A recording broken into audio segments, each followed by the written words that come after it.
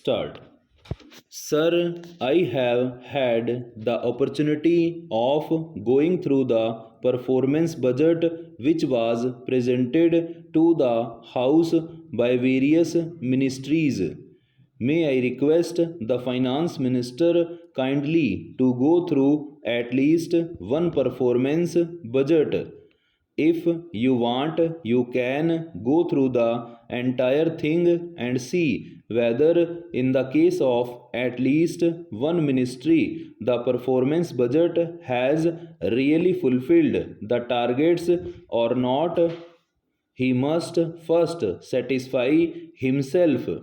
I, for one, at least can say that it does not give any correct idea as to what are the physical targets which they have set for themselves and how they are going to be answerable to the Parliament next year when the budget is presented.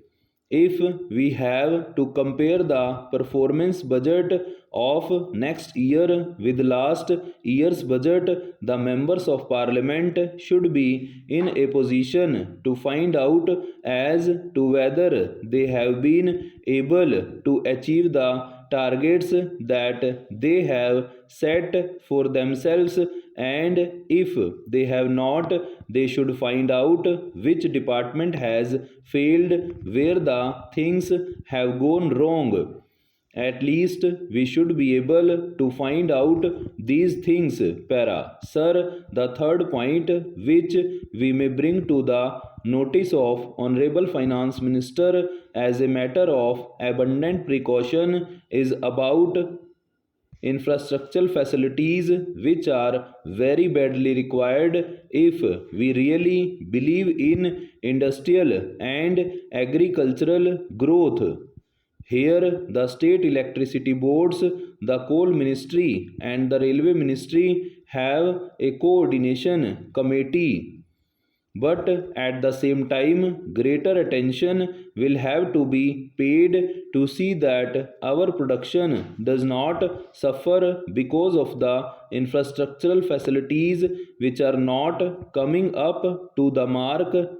That is the only apprehension left. If we are able to fulfill this expectation, if electricity becomes available to all the industries which are either existing or which are newly set up, agriculturists should also get power, which is very badly required. I am sure the production oriented budget which the Honorable Finance Minister presented to the House will be completely fulfilled and there should be no difficulty about it. One or more point which I have to bring to the notice of this House are about the incentives which in fact are very badly required in the agricultural sector. It is not sufficient to give incentives only for the growth of industry. These are also essential for the agricultural sector which has been requiring also.